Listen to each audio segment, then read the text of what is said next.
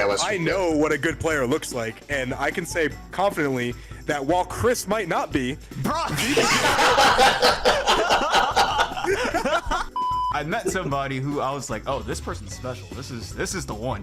I am going to disband the roster. I was like, I've met somebody I like more than you, so I'm gonna stop talking to you now. Oh my god, bro, you never tell him that. It didn't work, obviously. I lost all of them, and then I lost the person I dropped them for, and now I got nobody. He couldn't live with his failures, so where does that bring him? Back to us. But imagine, like, they call a judge on you. The fuck is judge gonna do? This is an official product. I'm not breaking any rules. I'm allowed to have this. What is good, homies? This is Chris from Small Hat Crew, joined today by two guests who don't even need introduction, and that's exactly why we're gonna introduce them anyway. We got with us Heart Pirates TCG Joey. Yo. And the VV Theory James. What's up, guys? First time on the channel. James, first time on the channel. I have no idea how. I have literally no idea how. You guys are both already familiar with the Small Hat podcast style. This shit has no structure. It is all over the place. We just kind of shoot the shit, and we're here to yap. All right. Perfect. I love it. You got the right guys for it. I have like three-ish topics that we touch on. We can branch off and go everywhere and anywhere. So me and Joey have been gone for like the last 2 to 3 months. So I guess there is where we've been. That's something we can kind of just, because I know people have been wondering. I've been getting so many messages on Discord about it, and I just kind of not been. Bro, I don't know why. Opening the DMs. You know what's funny is I actually didn't even know that you like stopped recording content. I didn't know you did either. I took a break from like literally everything One Piece. And the only reason I keep up with VV Theory stuff sometimes, like whenever I took a break, is because I get notifications every single time he posts. So I'm like, all right, what is VV Theory up to today? Good and then man. I'll like check out like the video topic. If it's interesting, I'll check it out. I always give him a like and stuff too. But bro, the reason I didn't know that you hadn't been uploading is because all One Piece content, like I've subscribed to it on the Small Hat channel, and because I just wasn't uploading, I was never signed into it. So like my alt that I use for actual stuff, I had never subscribed to you on there, so I just had no idea. I actually dropped a sub on you like 2 or 3 days ago because I was like, there's no reason I shouldn't know that he has not been uploading, but. I noticed right when both of y'all stopped, because I'm like, okay, these were channels I followed all the time, you know, getting into it. And then I'm like, man, Chris and Joey haven't posted, because y'all both left like around the same time. Just so y'all know. You know what's funny is like all of our friends left at the same exact time. Like set I mean, literally, yeah. Sebastian didn't play anymore. I know Preston didn't play anymore. Yeah, and then I stopped playing. I know Chris stopped playing. And I was like, literally everyone stopped playing at the same fucking time, dude. Bro. Yeah, I started looking at, you know, the feed over on, or not the feed, but, you know, like over on the left where it shows all your subscriptions. It'll have like the white dot if you haven't looked at their video for the day. And I'm like, okay, they haven't posted in a while. And then all of a sudden you go so far down on my list, I don't even see y'all's names anymore. I'm like, what's going on, man? Where's all my friends at? No one left. Bro, literally, dude, I was just so sick of Lucci, bro. So sick of Lucci. Literally, it's so funny because like when I was still like trying to play One Piece for fun or whatever, I was still hitting my local, just to like, but it was usually just, like mostly just like hanging out with friends and stuff. But I still wanted to like win the local or whatever. So you know, I eventually found myself on Lucci, and after a while on Lucci, I just stopped playing the game. I was like, this shit is not fun. It's literally kindergarten Sokka, bro. It like is the least skillful. It's so boring, bro. This shit is not fun, bro. It's like it's efficient. It's good. You could do other shit other than Gecko. Like Lucci is just straight up Gecko, bro. It's like the entire deck is just Gecko plays. Bruh, what have you been up to, Joey? Is there anything you want to share? Anything worth sharing regarding you? Well, this is. You want me to go first, or while you think about it, or? Yeah, I mean, you can go. I mean, I'm trying to figure out if I want to say this or not before I get clowned. Right. So you go first. Oh no. Okay. All right. Chat. I've always been transparent with you guys about. Bro, if it's not One Piece related, I've probably said I talk about everything but this game on this channel. Like my fucking. Okay. Then I'll say mine too. All right. So what I've been going through, chat, recently. It's those darn women. It's literally them at all times. Bro, anytime my channel is on like a hiatus, it probably ties back to a girl in some kind of way. So literally though, so with me, I'll keep it TLDR because these guys have already heard the story. But TLDR with me is my situation was it was pretty good, and then it kind of wasn't. And then, you know, I was kind of doing my thing. I was talking to a bunch of other people or whatever. I built up a nice little respectable roster. I can't lie, you know. But then I met lucky dudes in that roster. Yeah.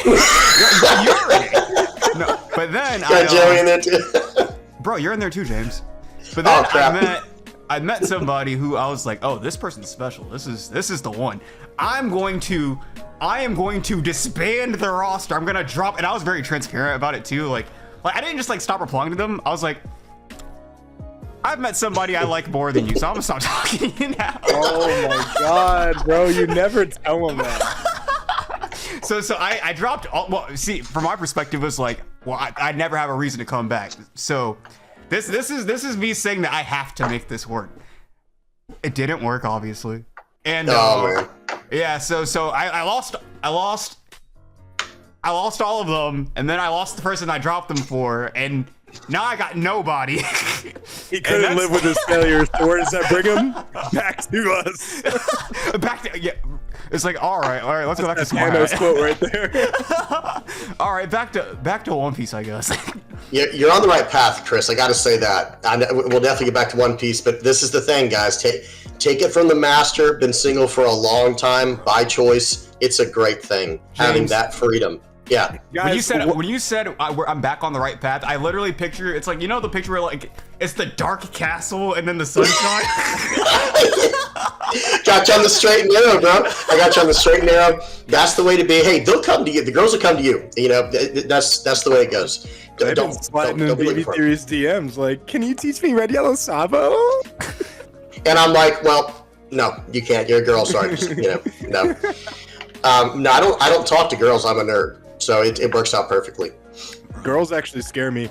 For those of you who don't know my situation, I was dating this girl that was a showgirl in Vegas. A showgirl? You never want to date a showgirl, by the way. No. Like, they are very attractive women. They are basically a legal prostitute, basically, bro. Like, you're sure it's so much more than I expected. Like, straight up, like, legal prostitute. And this girl was like, I'm so in love with you. You're so amazing, bro. Like, literally, like, glazing me, bro, hardcore. And I love being glazed, so, like, that shit worked on me. Bro, no, dude. And then, like, she told me she's in love with me on Halloween. And then, like, 6 days later, bro, completely, she was like, we need to go our separate ways. You told me about it. Separate ways.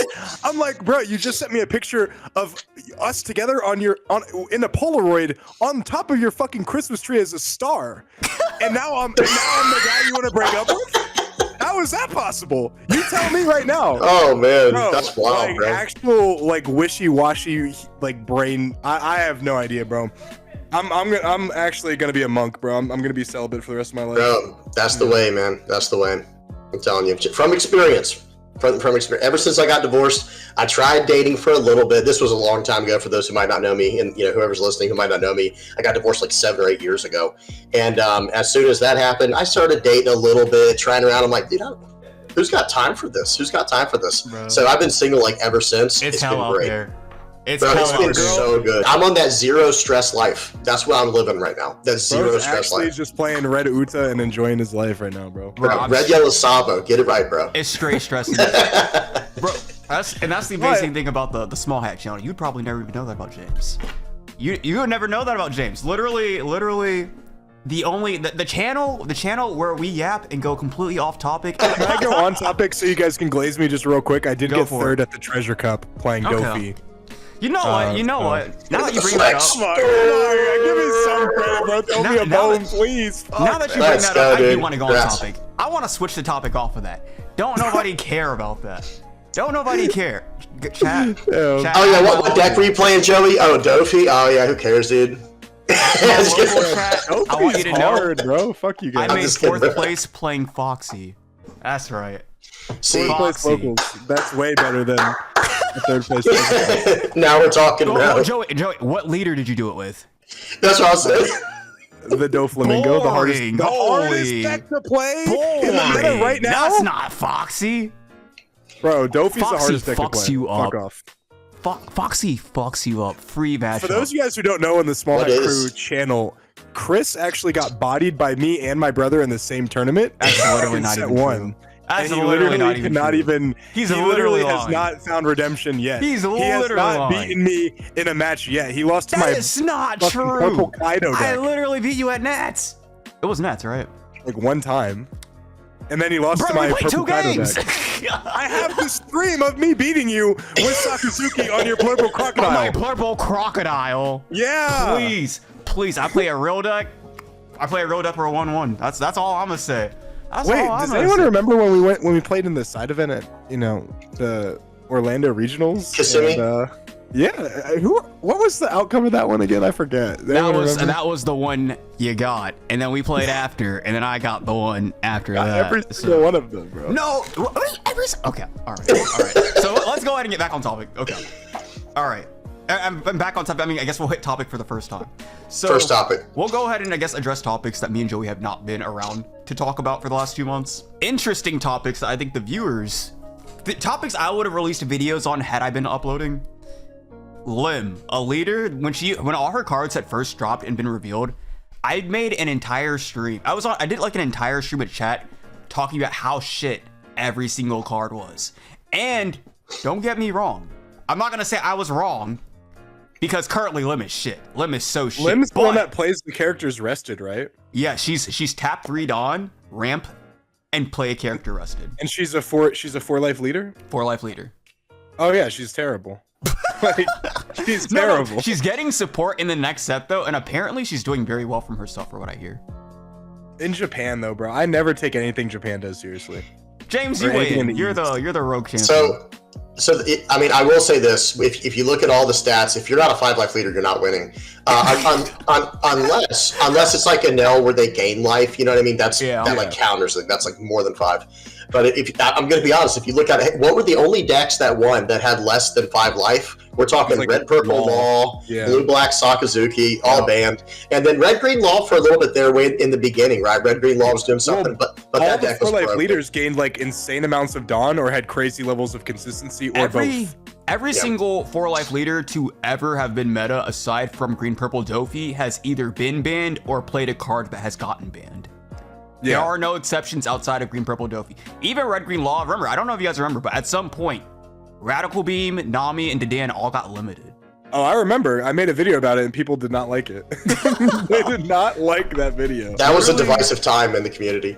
Yeah, red was actually unfair back in the day, straight up. Yeah, that was back when red was good. And now that red is finally back in the meta again, now that we've gotten Shanks, I thought I was going to be so excited to play red. Bro, I played 1 game against Shanks. I was like, that shit is boring as fuck. I will never play that. That looks miserable. Against red like Shanks? Whitebeard. Bro, like I was excited to play Shanks, and then when I saw someone else play Shanks, I knew I did not want that for myself. Bro, It's not a future I've envisioned for myself. There's like 2 versions. There's like the traditional red hair pirates version, and that's the more controlling one. And then there's this aggro version that just goes faces the place. Yeah, no, I'm not a fan of face funnier, decks. but I do think Lim is just objectively bad because it's like, how do you gain card advantage when you're like all your shit's rested and like I mean I don't even know what this stuff does, but I just assume it's bad. Okay, so like, the gimmick that I've been hearing that Lim is doing that's working in 10 after because apparently now too she's getting a bunch of new cards, but the cards are trying to rectify her ability because her ability is like everything she plays comes out rested. So they're playing cards. She's got a bunch of new cards that go like if you have 2 or more rested characters, and that includes one that just came out, restand it. So like a lot of her cards are like the Don Quixote stuff, like where you have if you have rested or active Dawn, you restand them. Yeah, they're now restanding themselves. So they're literally trying to work against her shit ass leader ability. But the thing that they're doing now is apparently because there are a bunch of green Straw Hat Odyssey cards, which is her archetype Odyssey. The new purple Law searcher that Purple Luffy got in OP09, it searches Law or searches Heart Pirates TCG, and it also searches straw hats. So what people are doing is they're using that card to search out all their Odyssey straw hats and 9 drop Zoro. They're just ramping every turn to drop Zoro on like turn 4, turn 3 or turn 4, and that's kind of it. They're trying to kill you with Zoro on like turn 4 or 5. Right. And here's what I think is making the deck good. It's not so much that Lim itself is good. It's that the best decks that are running black now, like Lucci's kind of fallen off because of Blackbeard, right? Yeah. And now, okay, there's not as much really hard removal that can hit any numbers like there used to be. Yeah. And like the list I'm looking at right now, they're running Eustace Kid now too. Like they're ramping to 9 and going, okay, Eustace Kid comes into play rested. Oh, that's so crazy. Sure, attach my 1 Dawn, your turn. And by the way, this is on like their, you know, when they ramp to 9 Dawn, the opponent's going to untap and get to like 6 or 8 or 6 or 7. I can't remember. Well, that's why I heard Boa is so good in set 10 now, because like Boa is just red rocking everyone's shit. Yeah. Like everyone's just playing these big characters, and Boa's like, all right, red rock it. And counter out aggressively to keep your hand count low so you can draw with it and everything. Yeah, probably. I haven't seen it. I think. Yeah, go for it. Go for it.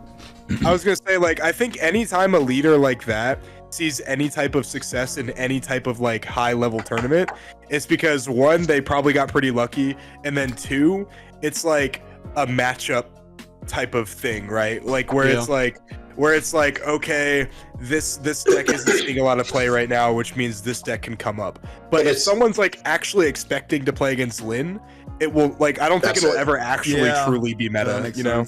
It's the shock of like a new leader as well. It's like the Bello Betty thing. Topped the first week. Top with Bello. Exactly, yeah. It's same with like Bello Betty right now. It's like, or the guy who topped with Bello Betty in set 9. It's like, yeah, you caught someone off guard, but like, you're not going to do that in like, no one's going to top with Bello Betty consistently. It's just a shock factor, and then like, it's just a flash in the pan. So like, that's why like, I'm with James, I'm with VV Theory about like a universal release, because I'm so sick of like, being like, it's awful. I just went 8 overseas. I just hate when like I see like people talk about a win that happens overseas. Yeah. And it's so irrelevant because every time it's like, well, this deck won, so it obviously, no, it doesn't, bro. They just got lucky, and there's no way for us to prove it until we get to our set. Yeah. And then it just dies at our set, and they're like, well, it's because no one theory tests here. Bro, no, not even that, bro. It literally, it does some bullshit overseas. And then because the sets are 3 months, because we're 3 months behind, people are like, well, see, it's good. It's doing stuff overseas. And then we have to wait, like you said, until we get the cards to do anything to like prove wrong or whatever. That it's not good. But then 3 months have already passed. So they've already moved on to hyping up the next deck that the East is winning with. And they don't even care to come back and admit they were wrong about the deck from the previous set. Rebecca was the best example. Y'all remember Blue-Black Rebecca in the East? They won like 2 major championships. Yeah, like Rebecca had some tops in the West though. She never won a single event though. She did win an event, but like I don't think anyone ever. It was at the very end. It was at the very end after I think. No, you're good, James. No, people thought Rebecca was insane. People kept saying she was going to be broken. I got so much. I remember when I said Rebecca was mid, I got so much shit for it, constantly. You know who I got shit from when I said Usopp was gonna be trash? The small hat crew, bro. Usopp's not going to be trash. Actually, an ass deck, bro. He's literally not. I've been saying it. Usopp is actually fucking trash. He's literally not.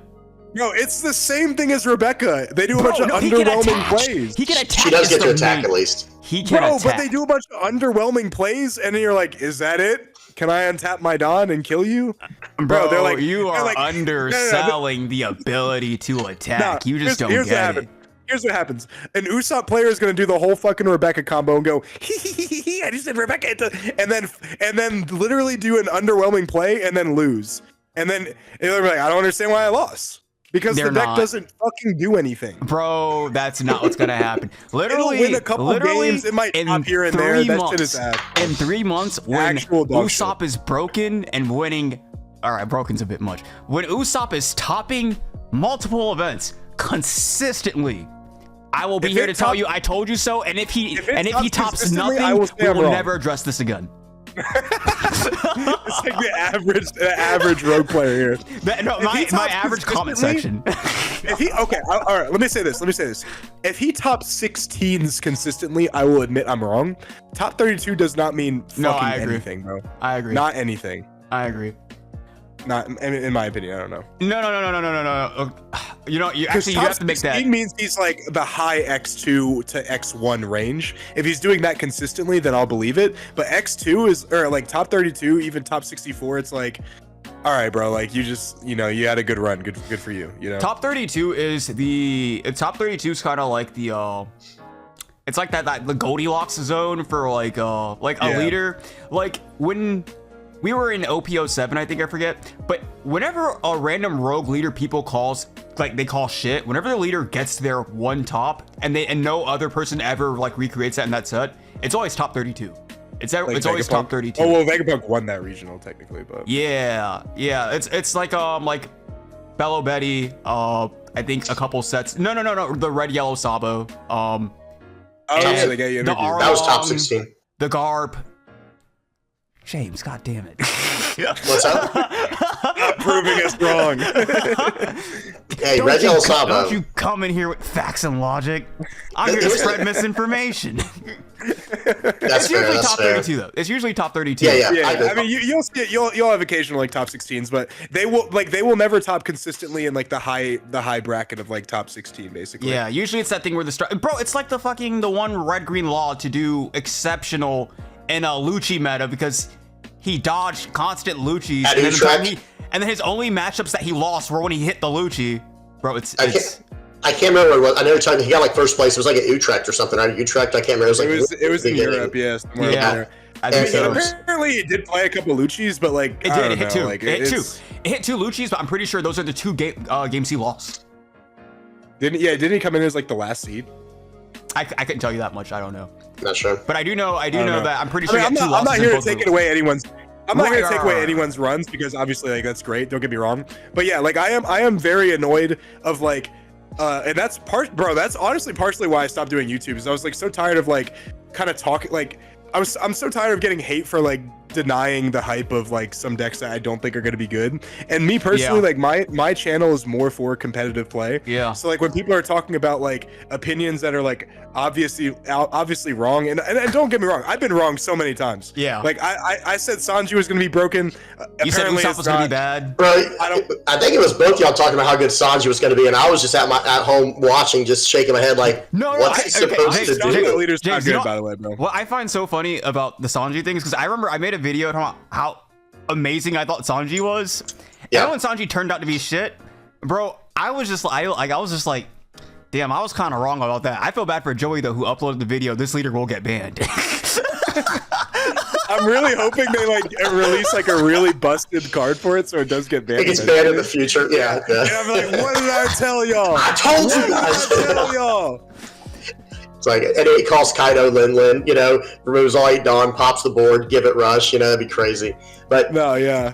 Guys, I'm the channel on here that has all the rogue decks. Y'all know that. That's my thing. Now, I have to say something about that. I recently had to ban someone from my Discord for talking trash to me about not playing on the ranked simulator. I'm like, okay, number one, I don't know any good player who plays on ranked sim. I'm not saying none of them do. I'm not saying none do. I'm just saying like I don't know any of these like tournament players who are playing on the ranked sim. That's number one. Didn't they change it, by the way, not to cut you off or anything, VV, but didn't they change it to like where it's like the more games you play, the higher bounty you have? It's a bounty system now. Yeah, like it's not even like the MMR like it used to be. It's similar. It's still similar, but like in a different vein. But still, the point is like no one really takes that seriously, do they?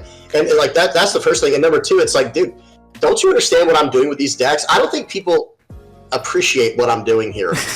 Getting any win, guys, getting any win with some of these leaders is a stretch. Okay, like I can't tell you how many times some of these decks come out where it's like I have to spend like 30 minutes to an hour just trying to get a few wins on this leader to show they can do anything.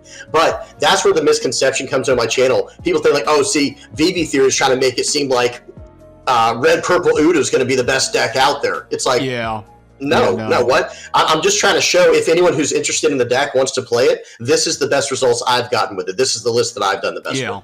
I had to clear that up, man. I had to clear that honestly, up. You're I'm a pretty fucking sure. saint for doing that because I actually went crazy. I literally stopped making content because I was like trying to like make some like rogue deck meta to try to like, I don't know, like just to prove that I could. Yeah, And absolutely.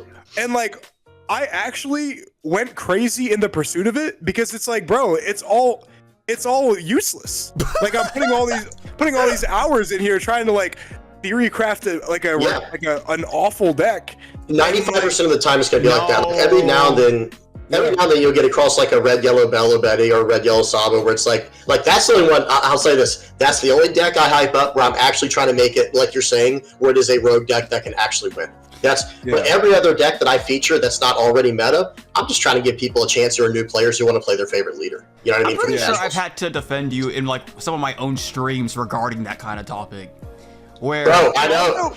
I eavesdropped on one of Chris's streams one time, and some dude, I'm not going to name drop, but I know who it is. I have a very good memory. I remember now. They're banned from my. Hey, it just so happens they're banned from my Discord too. But yeah, this person just talking about exactly what you said. It's like, bro, I don't think you realize what I'm trying to do on my channel. I'm trying to give I'm trying to help out the casual player. That's what we're trying to do. Also, like not to agree. Like I don't want to just say this just to say this because Vivi is my friend, but Vivi Theory is actually genuinely a good player at One Piece.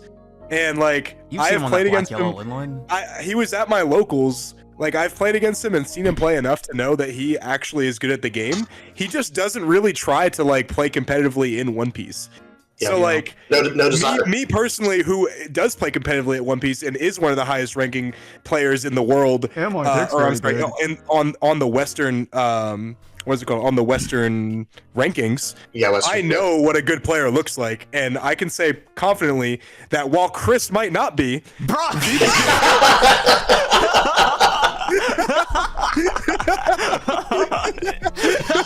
Joey's just trying to be honest right now, man. He's just trying to be honest right now. He's speaking his truth. Straight up, Vivi Theory is a good player, and Chris has his moments. Bruh, okay.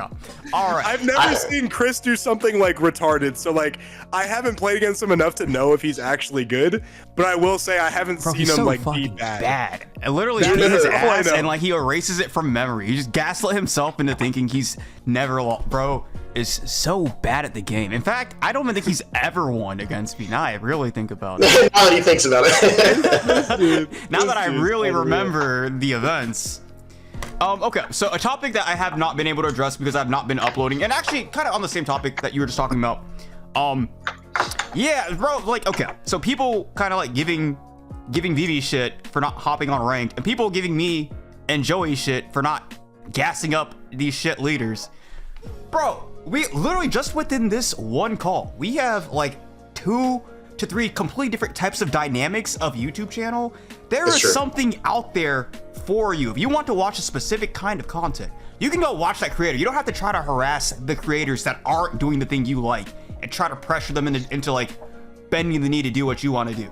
It's fucking One Piece TCG, bro. It is not that serious. It's like trying to tell Jaime Lannister to like get with another girl. No, bro, let him fuck his sister. His sister's doing fine, bro. What are you talking about? Bro, it's trying to be like changing spots. It's trying to be like going to more of that mill guy and be like, stop playing Nami. Like, bro, that's his thing. Like that's just kind of it. You know, I feel like we should be able to accept that different creators fulfill different types of niches, and it's kind of as simple as that. You shouldn't come to me and try to tell me that Blurple Croc is not good. I already know that. We all know that, but we're gonna make it happen. But anyway, so the topic I was gonna talk about that I have not been able to address because I have not been uploading is Blackbeard. He's kind of doing a lot better than I didn't think he was bad. I thought he would be like like maybe 5th or 6th best leader. He is currently a top 3 leader in the game. I did not predict that. I did not see that coming. Anybody want to weigh in on that? I mean, I thought he was gonna be like top 3 for sure. I didn't make a video about it obviously because I wasn't just making videos recently. But I mean, I think like any leader that makes you like warp how you deck build around them has to be somewhat good. and somewhat near the top. I mean, look at Doflamingo. Like Doflamingo might not be like able to do the most like other like Lucci, for example, but because Dofi is so fast sometimes, like you have to deck build differently, and that makes your deck like I feel like it makes it, for those who don't know how to play against the deck or don't have an optimized deck against that deck, it just makes it good automatically. And if you're a good player with that, with like understanding, like when you understand the meta, I do think that it makes it good. So I figured it was going to be good for those reasons. What do you think, James?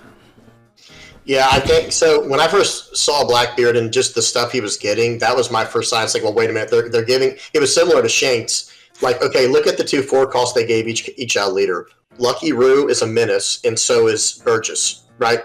And then you look at the 10 cost characters they gave each one. It's like, oh, both yeah, really good. Both are insane. And it's like, okay, they clearly want these to be around for a while. And then if you needed any extra proof of that, look what's coming out in OP10. They're giving him a, basically a Gravity Blade Raging Tiger. Like, I'm not gonna lie, I am pretty surprised. Like, I thought Blackbeard was gonna play Kaido or Jack. I'm very surprised they're not playing either. I've seen Jack run the I've Kaido. seen some run the Jack.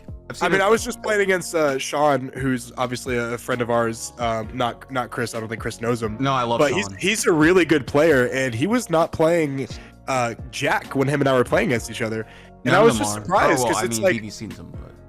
I mean, well, he's playing Tempest Skin, so I was like, why? Like, why not? Yeah, I mean, I feel like the thing with Blackbeard is it just plays a bunch of bodies that like can't survive.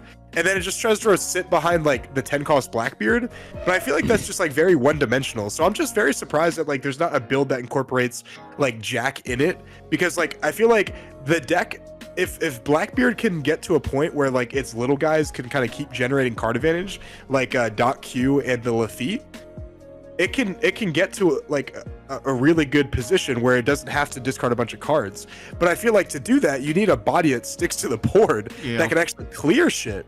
And I feel like Jack is that body, and I'm just so surprised that they don't play it. I don't know. I will say that. I do know, like, if I played Blackbeard, I would play at least 2 Jacks. I was gonna say the ones that I've seen that do, every time I've seen them, they either play no Jacks or it's exactly 2 Jacks. I feel like you have to play 3 though, because the deck bottom decks so much shit. Okay. Yep. Well, I mean, it's just because you can't search for it, you have to kind of find it. So I would like to elaborate on why my stance on Blackbeard was what it was. So if I remember correctly, so I believe I always thought that Blackbeard would be like 5th best deck, but I thought that his placement would fluctuate. It's probably still true to an extent. I guess we'll see with time. But my stance was that he was like 5th best deck, and that his placing would always be more dependent upon the meta than like the standard leader. So like if the top 4 decks are very heavy on play effects, then Blackbeard would float his way to the top because he would hard counter them. And then those leaders that were previously above him would then have to build their decks in ways to adapt to Blackbeard. And that once they made the adaptation, they would win the Blackbeard matchup again, which would push him back beneath them. So he would always fluctuate in and out based on how the other decks in the meta were adapting to him. Like, and also for example, like when I was still like thinking about like Kasanji, I think it was released like within the same week as Blackbeard.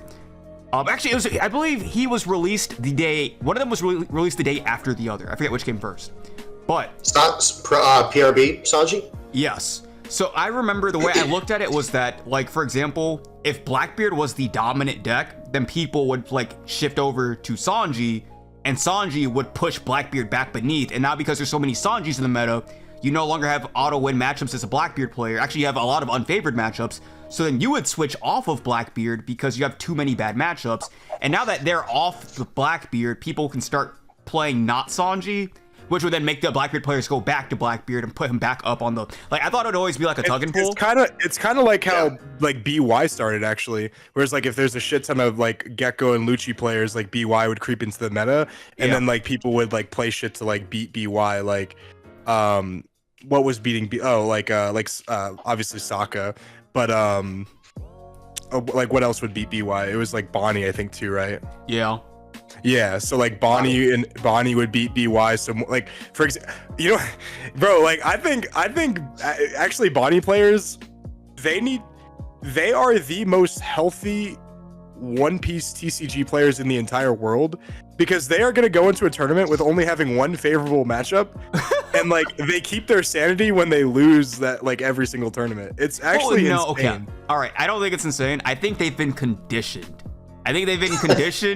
To not. I feel like because they lose so many matchups, it's just become the status quo. So it doesn't tilt you anymore. No, that's what I'm saying. Like they're so good at anger management. Like I actually should like applaud them.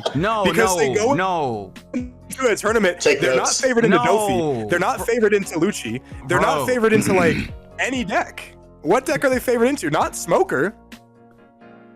They're favored into Purple Luffy. Bro, who's playing Purple Luffy in set? Bro, I'm playing Purple Luffy. What the fuck are you on about? I can see like maybe like 5, bro. Maybe like Enel, like Purple Luffy and Enel. Yeah, in set 9, like I still don't see the reason to even play Bonnie in set 9. No, there is. What is he good into? I will say that when losing is all that you know, of course, bro, you don't care when you lose because it's like, well, I expect to lose. But then when you win, you pop off. But also, I think that's why it's scary to lose to players like that. Because basically it's like when they play into you, it's like they have nothing at stake. So if you lose, you never fight a man with nothing to lose, bro. Never. If you lose, you look bad. If they lose, nobody cares. It's like, well, that's the expected. That's actually outcome. There's a guy in my Discord. Yeah. There's a guy in my Discord named Mello, and him and I play sometimes, and I usually beat him every time we play. But like he beat me one time like 3 times in a row on BY when I was on Dofi. And bro, I have not heard the end of it since that has happened. So like he has everything to gain and I have everything to lose, and I continue to keep playing him for a reason I have no fucking idea. Bro, the reason I was playing Foxy that one day was because my friend Lucas plays Foxy. And I shit on the deck so much. I constantly shit on it. And then one day, like, I was going to locals, and I was like, I'm just going to play Commander. I'm not going to play One Piece. We're just playing Magic today. And then he was like, play my Foxy deck. And I was like, I don't want to play Foxy. He's like, I'll pay your entry. And I was like, fuck it, why not? And then I played Foxy. And it actually went pretty well. But then, like, I remember, like, a couple nights ago, we're on the sim, and there's, like, a Foxy. There's, like, a random Foxy player in the queue, or, like, in the lobby. And he's like, play that Foxy. And I'm on Purple Luffy. I'm like, sure, why not? And he was like, if you lose, you can never talk shit about Foxy ever again. Bro, the pressure. I've been shitting on this leader for like the last 3 months. Because you know a loss is bound to happen eventually. Yeah. Bro, I was like, watch this speed. And literally like, It'd be like the best Foxy player ever, bro. Bro, he kept locking my shit. This game, there was like, because I accidentally like did, I think I actually clicked on one more dom than I meant to. So there was a turn where like I was gonna go for game, and because of that one misclick, I couldn't close it out. So then somehow, because he kept locking my shit down, he forced the game out like another 9 or 10 turns. And like I was going to lose to the timer. Oh, brutal. I was able Can we actually I wanted to change like completely change the subject here. Go for it. Can we? And I was talking to VV Theory about this. I was actually talking to a couple collectors about this as well. That messaged me and were interested in buying my top 8 stuff, and like my Cavendish and my Reiju from the Treasure Cup. Why in the actual fuck do we have the same art for prize cards as we do in the base sets? What is that? Is the laziest, most like scumbaggy. We don't have any prize support for cards, right? In terms of cash. So they have to give us cards, but the cards are literally just a different outline of the same exact art. It is. How fucking lazy is that? They didn't used to do that. Why do they Joey, do that? Bandai, they're a small indie company, man. I don't know if they can afford all the Bro, I was gonna say, meanwhile, you have like fucking Grand Archive making like all these crazy new arts, like all these different like promotions. It's a cool looking game. Yeah, it's all custom built from the ground up. It doesn't repeat. And I'm like, man, why are these prize cards selling for so little? And then I realize it's like because they stopped using unique art. Yeah, I don't know why they make that change. What in the fuck happened, dude? We used to have a serial Luffy, the leader, selling for like 10 grand. Now it's like this like I just got a top 8 and the Reiju's only selling for like 1,600. Like, dude, like what in the fuck is that, dude? Like we need better art. Bro, if they don't keep us with the same art. only 1,600. Well, I mean, yeah, but like, so like, you know how much time I've put into like making myself good at this game, but like straight up though, like crazy part. Can't be. Yeah, exactly. Yeah. But like, bro, we have these same arts over and over again, like.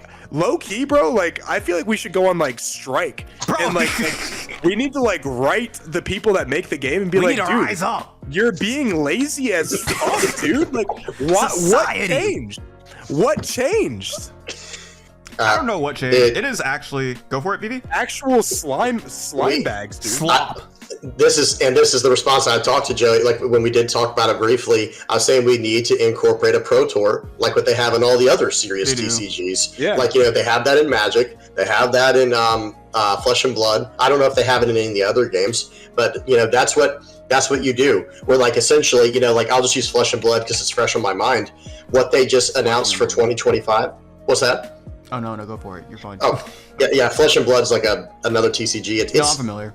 Okay, yeah, they just I believe they just announced for 2025 they're going to have a $1.5 million Pro Tour pool where it's not all at one tournament. It's just going to be spread across the entire year for prizes and earnings and winnings. And seeing now, if there was ever a pro, Joey knows me, I will, I don't even go to all my locals, right? Much less am I going to go to some big regional or treasure cup or something.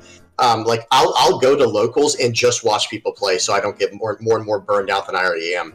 So it's like, okay, but if they introduce a Pro Tour, okay, well now you're talking about a job, right? And now I'm interested in actually making every one of those. That changes everything. I'm not trying to win a prize card and be more social than I have to be to hunt down a buyer and stuff like that. And I know people will buy it, but well, it is. I mean, I'm not gonna lie. I've never had any trouble selling like prize cards before. They're usually sold in like the first week, especially like when I got top 8 in Arlington and I got the Serial Shanks and the top 8 Luffy. I sold it for like $10,000 before I even like left the venue. Yeah, like it was like sold instantly. And that's good. And that's great. But like, I really wish we either just had better looking arts, like whether it be different foils, like different, whatever it is, right? Or just like money for that example, because I don't like how like inconsistent the pricing is, because like me as a competitive player, I do keep this game's like competitive scene, like I help keep it alive, like I'm playing in these tournaments. Shut up, dude. I'm playing in these tournaments, and like me along with the other people that play in these tournaments, we keep it alive. And like I think people are gonna like stop playing in as many tournaments when they realize that like the most you can win from it is like, and I mean this as like respectfully as possible, but like if you get first or second in the treasure cup, you can get something. You can get like 10 grand worth of shit. Right. If you don't get first or second, which I got bubbled out and got third, even though I lost in round 10, which is absolute fucking bullshit, by the way, you only get like $3,000, which like for a weekend, not many people are going to travel to like, anywhere. Now the online ones are fine, right? But not a lot of people are going to travel for a chance of getting $3,000. Like it costs like $600 for like the traveling, Yeah, I was gonna say more. I think more than the pricing, because I think pricing is just part of the problem. I think realistically, we need to just rework how we go about even approaching our whole like regionals, event scene in general. Because say for example, like, what would you change? You can't make. Oh well, okay. Here we go. Take off the cap immediately. You can't make a living off of One Piece because there is no guarantee you will be able to get into events to even compete to have your chance to win to get your prize card to sell it. True. That's what I was gonna say. They need to take the cap off. Like, just get rid of it. Just get rid of these caps. I want them to also, but I completely agree. What I think they need to do is I think they need to get rid of the participation. Because the participation. Oh, never mind. I know. Yeah. Because the participation is, I think, the reason that we have the cap. Stupidest thing I've ever heard. Get rid of the part, because you have so not only does the cap exist because of participation, but then you also have many spots being filled by people that don't want to participate because they just want to get their participation and then dip. So people that actually want to compete, go for it. Can I caveat on that just real quick regarding the participation? Guy, I wish somehow there is like a way for us. I know people can cancel if they're not going to end up being able to go to an event, but they never fucking do ever in their history of their life. They literally don't. So I wish there was a way for people to be like, yo, like you need to clarify if you're going to be here like a week before you're able to go. Like before the event, that way, like we can cancel you and like let the slots be open again, because that is annoying. If there is a cap, like that is a way to get around. Like that is a way to like fix it partially. Because I hate going to events where I'm not actually signed up. Because I hate waking up at like 5 a.m. and going to like the venue and just sitting outside for 4 hours and like hoping to get in. And even if I do get in, I'm like fucking tired. Like when I was in Dallas, I went to the venue and I got in off the wait list, but I was up since 5 a.m. and I was tired. My first round, I played like an actual fucking idiot, and then I lost. So I was like, shit, dude. Like if I had like a couple more hours of sleep, maybe I wouldn't play like a fucking idiot and lose the game. But not just that. Yeah, like we do need a pro tour. Absolutely. We need like actual like life-changing money to be the prizing of the game, to actual like convince pirates all over the world to fucking play in the tournament. You know? Literally, they need to get rid of the participation. By getting rid of participation, we're able to release, like, change the cap. And not only are we able to get rid of like the cap, but also it makes it so that like the reason getting into an event is like $30-ish, which is kind of whatever, but for like a lot of people that can be a deal breaker. The reason it's $30 is because they give you like 5-6 packs for participation. So by removing that, now you can bring down entry, like admission, to like $10. And the only people that are signing up are the people that want to compete for their chance to get like their invites and stuff like that. And then I feel like after that, we can get into the topic of like prize cards actually. Right. Well, I'd be happy to pay $30 if I could win like, you know, $10,000, you know, $20,000, like in cash, you know what I'm saying? Right. But you don't need to pay the $30 to be able to do that is the thing. Yeah, but like participation. The thing is like these pack are like I don't care about the participation. Like I wish they wouldn't do that, right? Yeah. But like I wouldn't, like obviously if you're gonna be giving like prize money as the actual support of the game, you do need to charge more, because like, you know, that's how you pay for the tournament. Well, the venue costs money too, right? I mean, they have to pay for the venue, I think. So I mean, I get like, the entry fee. Really. Well, yeah, but like 30, like if that tournament is supposed to win, you know, let's say like $15,000 to $20,000, like, you know, in prize support, whatever it is, right? Yeah. Then like if they let 2,000 people into the tournament, 2,000 times $30 is what?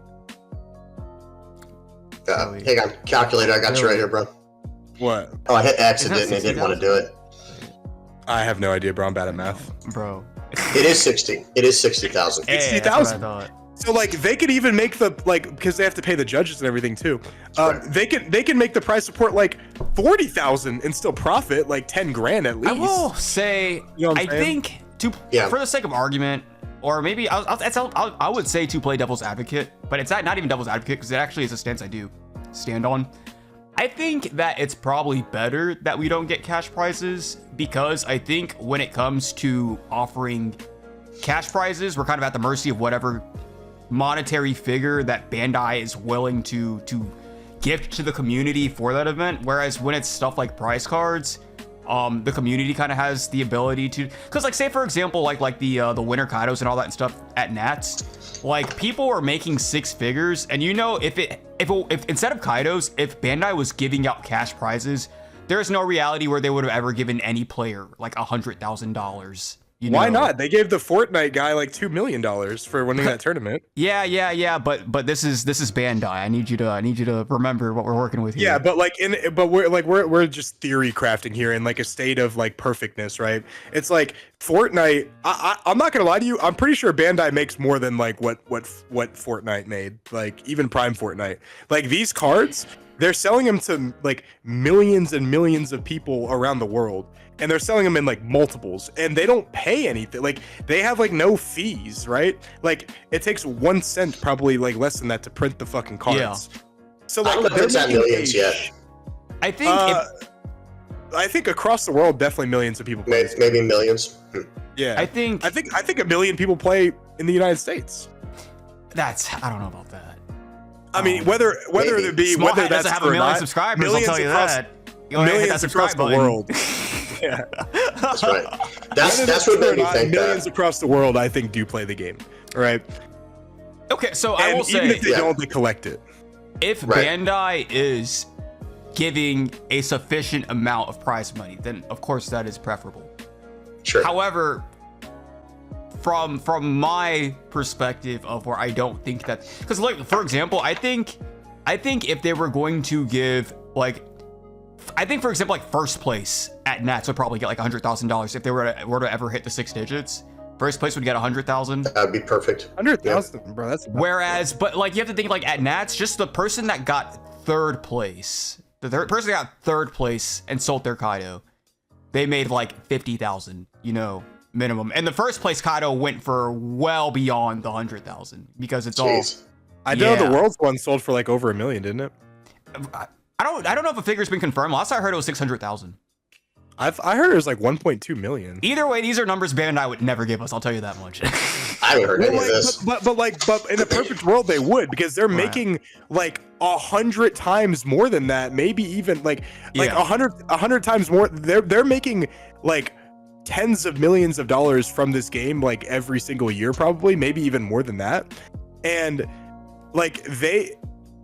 I think this game would increase in popularity because other people would come from other games, because there's like a lot of money to be made in this game. And I know like money isn't like the source of everything, but I do think that like a card game should not cater towards competitive players, but should at least have like something set up for competitive players that works for the competitive players. Now, like, you can have like your store regionals and things like that. Like, that's like not really too competitive, but like in terms of like big tournaments, treasure cups, regionals, nationals, I do think that should be not only uncapped with player limit, but there needs to be either better pricing with different arts, or more pricing, or money. Instead of like the alternate arts. The arts is the craziest part to me. What they're doing now is fucking bullshit, bro. The arts is what's crazy to me. It actually makes me sick. Because they were literally already doing it right previously. And then they decided to do it wrong. It's not like they just exactly, bro. Like look at all of the prize cards we had. Look at that Treasure Cup Zoro, bro. That Treasure Cup Zoro with the Rush Zoro is fucking awesome. Looks really cool. Great. Yeah, it looks great. And now we get like they revealed the new prize cards. The only card that looks different is the Uta card. The Uta has like Luffy and like baby Luffy and baby Uta in the picture for top 8, but top 16 is Jack. Same art. And then I forget what top 64 is, but look at the cards I just won. Reiju, same art. Cavendish, same art. Yeah. Chopper, bro, I swear to God, Chopper looks the exact same as it did in the fucking whatever it came from. I don't know if it's like a EBO1 or what. It doesn't look good. On the topic of arts, I will say one thing that does annoy me that I wish Bandai would just like abolish altogether, just get rid of, is China is getting like arts that are unique to them and nobody else. China's getting like unique promos and stuff. Like Gecko has a new art over there. All the warlords got like an alt art. I think it was like a 7 warlords like collection binder thing. So like 8 drop Gecko because he's a warlord. He's in there, and then all the like 4 cost blue warlords are in there. And I think like 6 cost Boa. They all got alternate arts, and we just don't get those. Why are we getting punished for that? Yeah, like why are we getting punished for like just existing in a different like area? Bro, I know the Betty players are pissed because like there is a 2K Sanji, that's Rev, or a 2K Sabo Yellow. That is yes. Yeah, he's a 5 cost 5K with a 2K counter on it. Yeah, the alt art one. Yep, they have another searchable 2K over there, and I think it's China. And we don't even know if we're gonna get it. Our Bello Betty players may not even ever get to play the deck at full power, just because we might not even get the card. I've been raging about that card. I play Red Yellow Sabo like religiously at this point. Like I've been wanting that card since I saw it.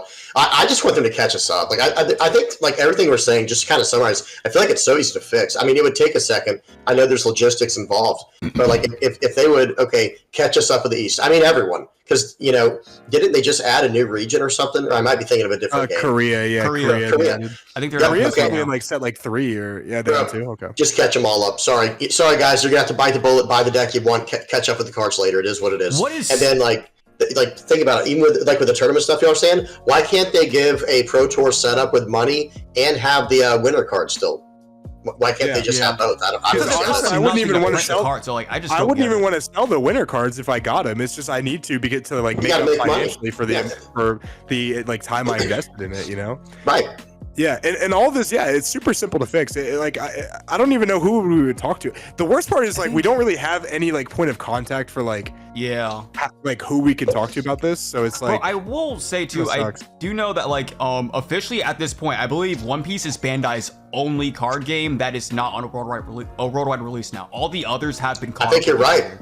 Other than Battle Spirits, right? Card game that like is successful too. Actually, I was gonna say Battle Spirits is the one that I hadn't heard, because I remember when I was being told that all the other games are caught up, I was like, what about Battle Spirits?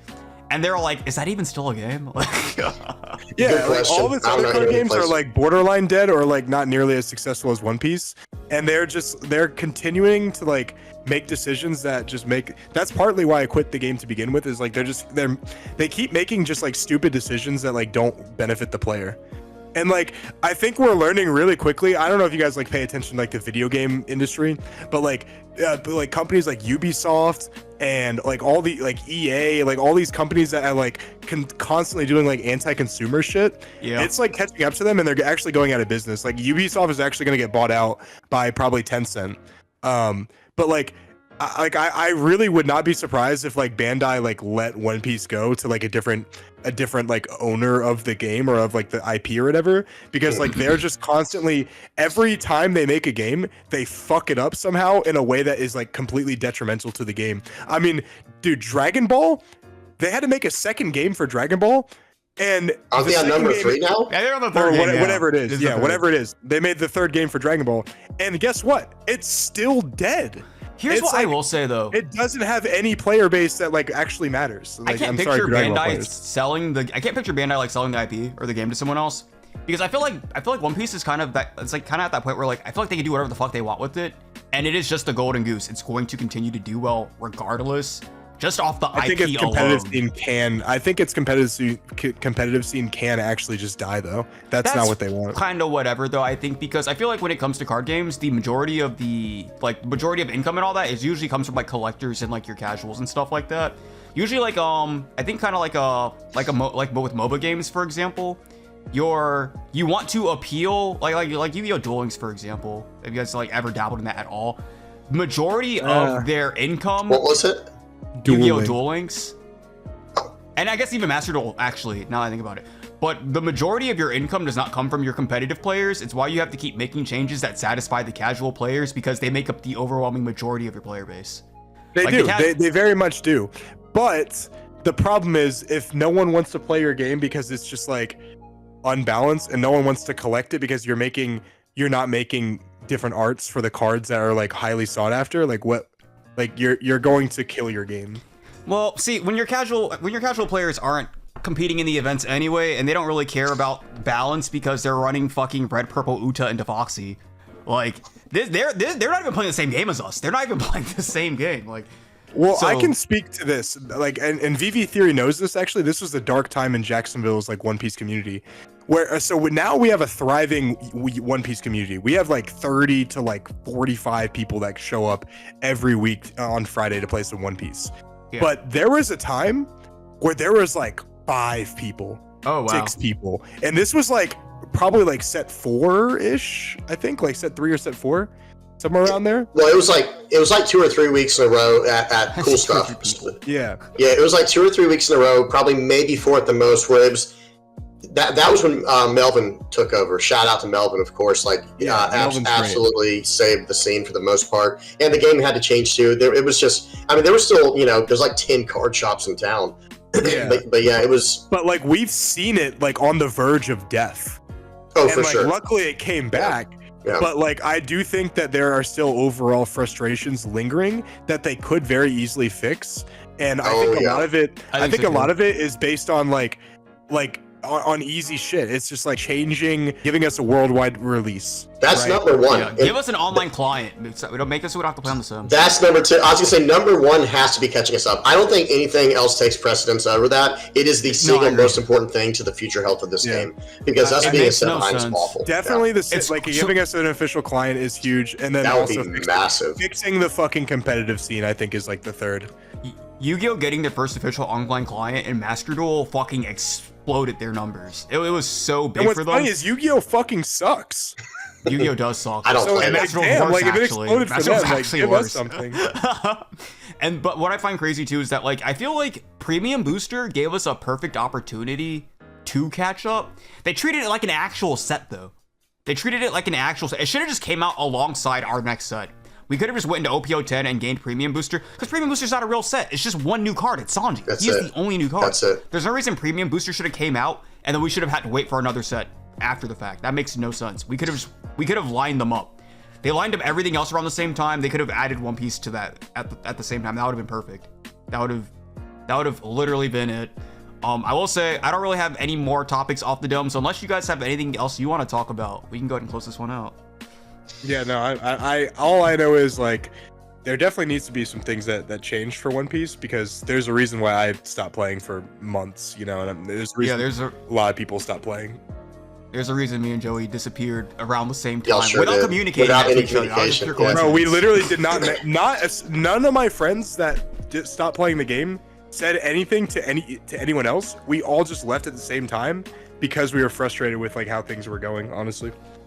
Yeah, and I really hope that, like, another thing too, I just want to mention, kind of piggybacking off of the last subject, is I wish that Bandai would present themselves a little more towards content creators.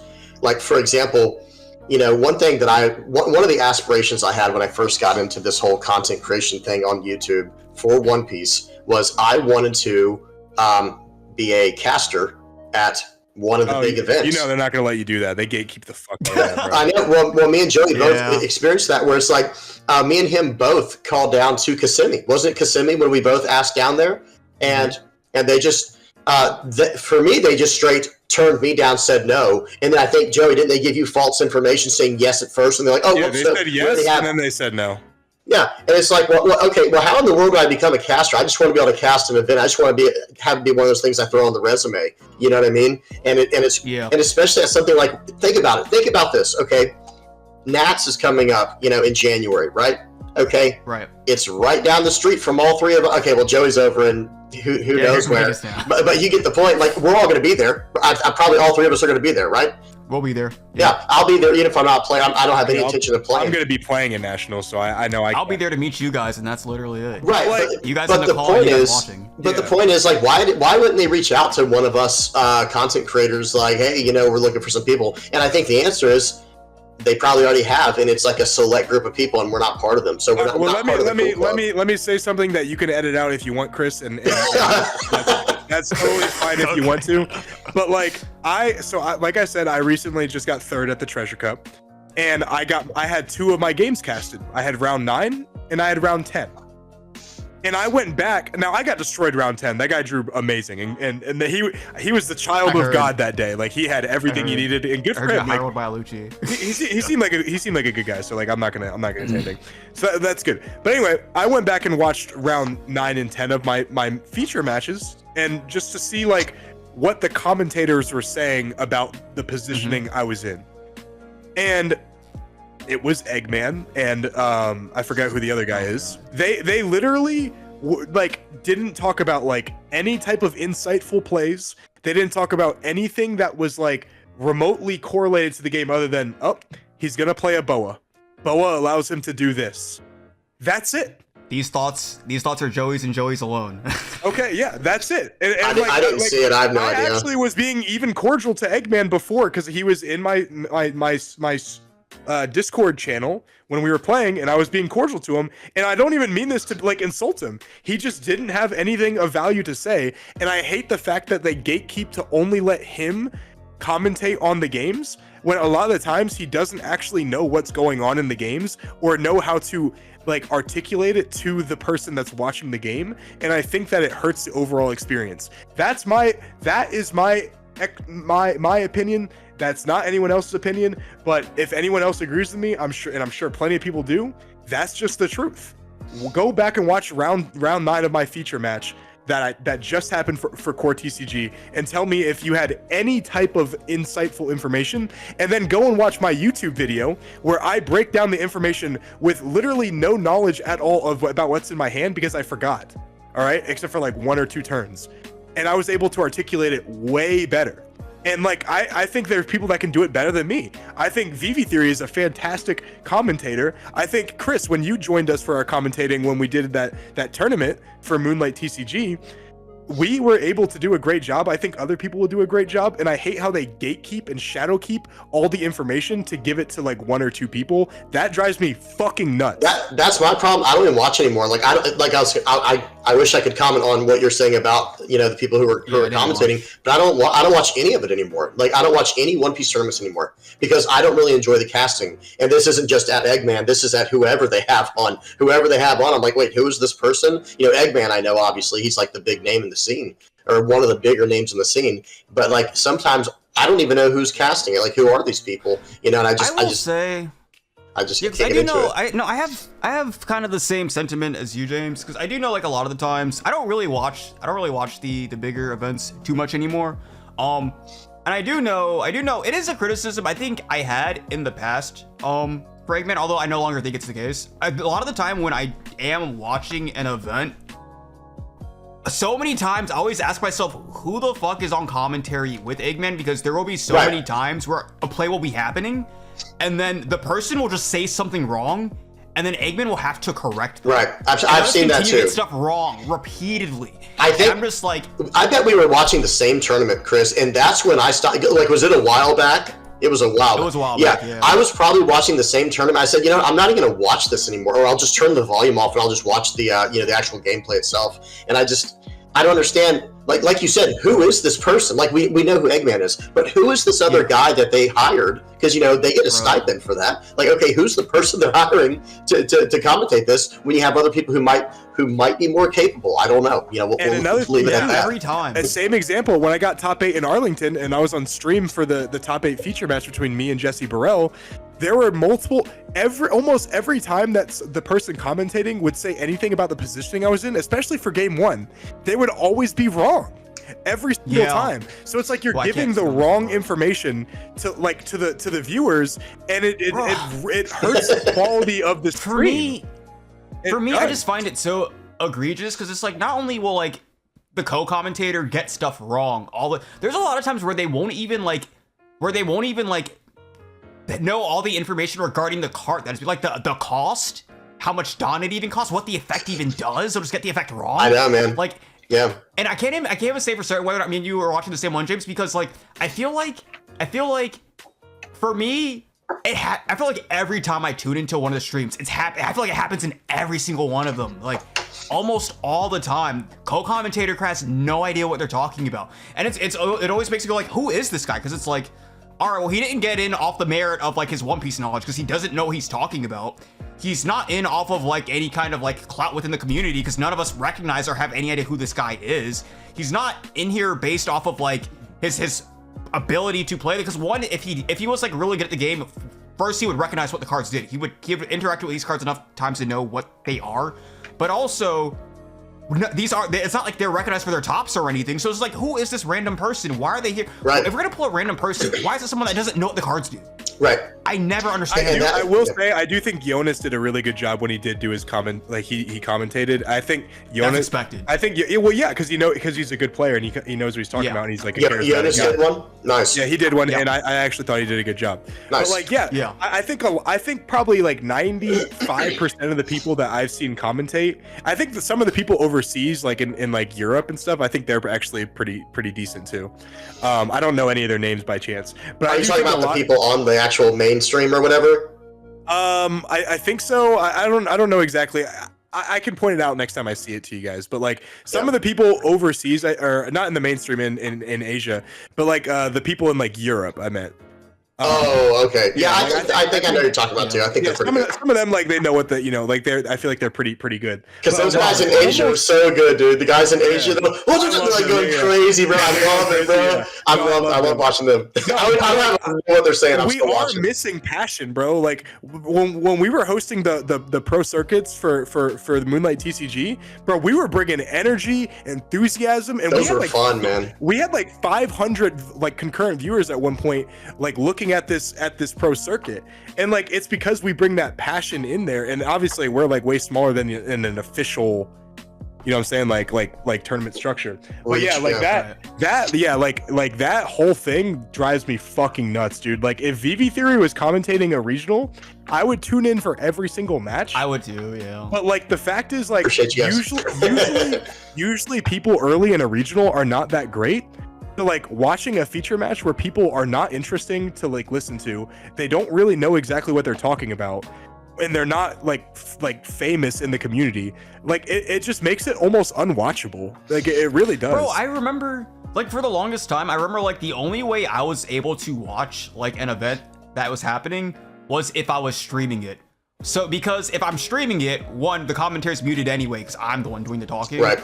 But also it's because like it's also because like I don't have to focus on this stream. I can interact with my chat instead, because I just frankly, I get to chill rather than just be like watching boring gameplay, watching like low level gameplay in the earlier rounds. And that's the unfortunate part about it too, because I feel like the earlier rounds where the gameplay is at like its worst, I feel like that's like a stellar opportunity to have some amazing commentary. You know, some like amazing players be like, now I see that he did this at this point, but what he could have done is to set up for this turn coming up.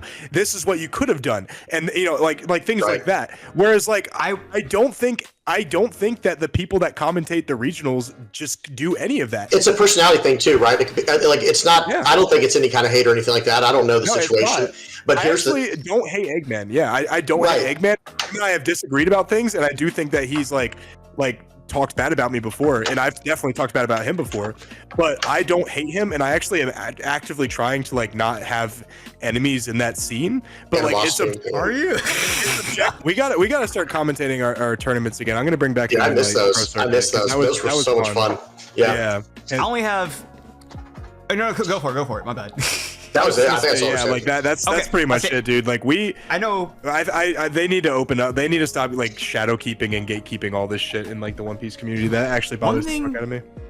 One thing I think would be really big that I wish Bandai would just do is that, like, I wish that there was some form, because right now they're kind of like this omnipresent like being that like you don't know who's doing anything or whatever. We just kind of don't know what's happening until like an official announcement is made. I wish there was some kind of like face that represented the company, like a community manager or something like that. That would be incredible. That we could interact with. That would be incredible. Yeah, I remember. We were just talking about that earlier. It's like, we don't really know who to even talk to about these situations we're having. Yeah. We're just like shouting it into the void of existence, and like it's one of like Yu-Gi-Oh's like biggest problems, or Konami. Like, there's just no communication. Like the fact that like a lot of players don't know when a ban list is hitting and shit like that.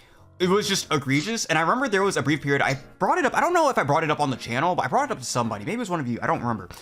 But it was, Konami has had no representative for so long. There was one time where like, I think they were going on a year with no ban list. And then people, like the community was furious. And then one representative from the company was like, players, relax, worry not. A ban list is in the works. It's coming into you in the very near future. And the whole community was like rejoicing, and like everyone was on YouTube like, oh my god, Konami finally has a representative for the first time in like 15 plus years. We're finally getting communication from Konami. It's all we've ever wanted. It's all we've ever asked for, blah blah blah. Then they go back to the void.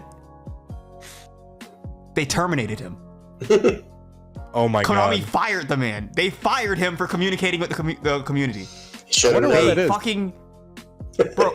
And I will say Bandai, as much shit as I do give you, they have done one thing recently that I'm a very big fan of. This is one thing I'm a very big fan of. So you know these case loader thingies or whatever with the sound effects. I wanted one because I thought it would be funny. So I finally got mine. This shit is hilarious. So bro, imagine. Oh, that's actually like Bandai certified? Yes, it's an official product. Oh, okay. Bro, so, and this is why I find it even more funny because like, all right, so imagine you're sitting across from your opponent, and then like they go to hit you with their Luffy, and then as they swing, as they go to swing at you, they turn their character sideways. They click the button. They click the button. Bro. That's awesome. They click the button, and they're like, it's so fucking obnoxious, and bro, like, I love it. If you click the button again, it doesn't stop the music. Here's what it does. Bro, so and like you're attacking the opponent or whatever. There's like a whole dialogue going. I would be like, the music. The music does not stop. It is. The sound effects play through the music. It is actual fucking chaos. And it's like, this is an official product. Like, imagine like this shit is going on. And we're kind of experiencing it right now. No, yeah, it won't shut the fuck up. But imagine, like, they call a judge on you. The fuck is judge gonna do? This is an official product. I'm not breaking any rules. I'm allowed to have this. So annoying. You have to turn the entire. Bro, I'm not gonna lie. If I was losing and someone did that shit, bro, I'd be so mad.